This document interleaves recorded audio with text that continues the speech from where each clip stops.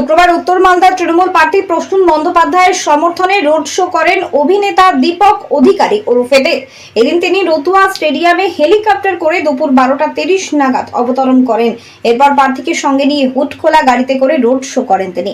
উত্তর মালদা তৃণমূল মনোনীত প্রার্থী প্রসূন বন্দ্যোপাধ্যায়কে বিপুল ভোটে জয়যুক্ত করতে সাধারণ মানুষকে ভোট দেবার আবেদন জানান তিনি। এদিন প্রখর রৌদ্রকে উপেক্ষা করে রতুয়া স্টেডিয়াম থেকে ভোট প্রচার শুরু করেন। রতুয়া স্ট্যান্ড হয়ে রতুয়া চৌধুরী মোড় হয়ে পুনরায় স্টেডিয়ামে এসে হেলিকপ্টার করে কলকাতার উদ্দেশ্যে রওনা দেন। এদিন অভিনেতা দেবকে দেখতে সাধারণ মানুষের মধ্যে ব্যাপক উৎসাহ উদ্দীপনা লক্ষ্য করা যায়। Bureau report Hindi news. আজকে আমি প্রচার প্রচারে এসেছিলাম এবং যেটা দেখলাম উত্তর মালদা খুব ভালো পরিস্থিতি আছে, ভালো পরিস্থিতি আছে এবং মালদা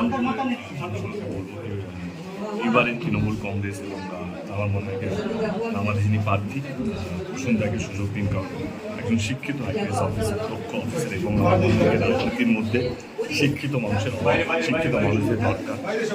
একদম এই 7 তারিখে নির্বাচন। দাদা, একটা সংবোধন করছেন বারবার যে বাইরে থেকে প্রার্থী নিয়ে আসা হয়েছে পুরোজাই বলে, এটা কি বলবেন সাধারণ মানুষকে? আমার কথা হচ্ছে কি, সবাই তো বাইরে থেকে নিয়ে আসছে, এটা তো তৃণমূল কংগ্রেস বলে তো করছে না। আসানসোল আমরা দেখেছিলাম জিআরএসকে নিয়ে আসা হয়েছিল। আমার মনে হয় কি, দল যেই দলই হোক, আমার দল সবাই যাকে যোগ্য মনে করে সেই জায়গার জন্য সেই দল তাকে টিকিটটা দেবে। এটা শুধু আমার দলে বলে নয়, এটা আমাদের সব দলই কিছু না কিছু আছে। তো সেই জায়গা থেকে এইটা বড় কথা নয় কি বাইরে থেকে আছে, সবাই আমরা ভারতীয়। এবারে এইভাবে যদি বিভাজন করা হয়, এইভাবে যদি প্রচার করা হয়, অন্য মানে পাকিস্তান থেকে তো কাউকে নিয়ে আসা হয়, বিজেপি নিয়ে আসছে না, অন্য কোনো দল নিয়ে আসছে। আমাদেরকে যে মাঠে নামবে, যে রাস্তায় রাস্তায় মানুষের বাড়ি বাড়ি ঘুরবে এবং মানুষকে বিশ্বাস করাবে যে আমাকে ভোট দিলে আমি কাজ করবো, সে জিতবে। সিম্পল, এটাই রাজনীতি হওয়া উচিত, তাই না? কেমন সারা পাচ্ছেন? খুব ভালো, খুব পজিটিভ এবং আমি খুব আত্মবিশ্বাসী। এই উত্তর মালদা এবার আমরা বিপুল না হলেও ঠিকঠাক মার্জিনে, সম্মান মার্জিনে আমরা জিতব।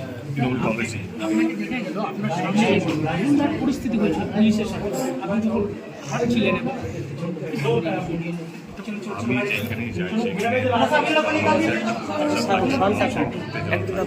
মানুষ চায় আমার সঙ্গে সেলফি তোলার জন্য, মানুষ চায় আমার হাত মেলায়। কিন্তু সেই জায়গা থেকে পুলিশ চাইকে আমার যাতে আহত না হয়, পুলিশকে বললাম এবং সবাই রীতিমতো ছবি তোলার সুযোগ ছিল, হাত মেলানোর সুযোগ ছিল। আমাকে মানুষ ভালোবাসে বলে দল আমাকে সব জায়গায় পাঠায়। যেদিন আমার মানুষ দেখতে আসবে, পছন্দ করবে, সেভাবে প্রচার দায়িত্ব থাকবে।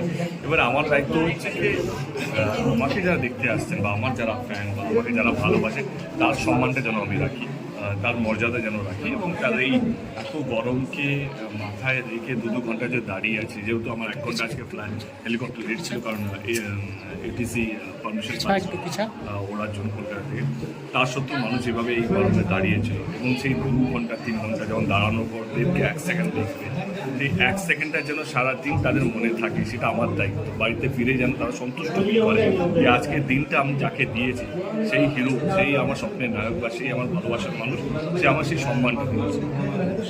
ধন্যবাদ দাদা।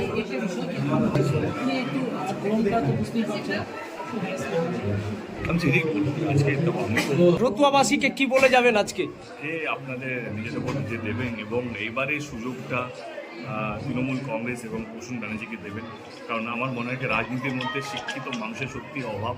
আমি দায়িত্ব নিয়ে বলছি, সেই জায়গা থেকে প্রসূনদা সত্যি শিক্ষিত মানুষ, যে জানে রাজনীতি কীভাবে করতে হয়, যে আমার মতন নয় অন্তত, সে যেহেতু পুলিশ প্রশাসনে ছিল, আইপিএস অফিসার, সে জানে কীভাবে একটা লোকসভা কেন্দ্র চালানো হয়। তো আমার মনে হয় যে এবারে উত্তর মালদাকে একটাই অনুরোধ, এবারে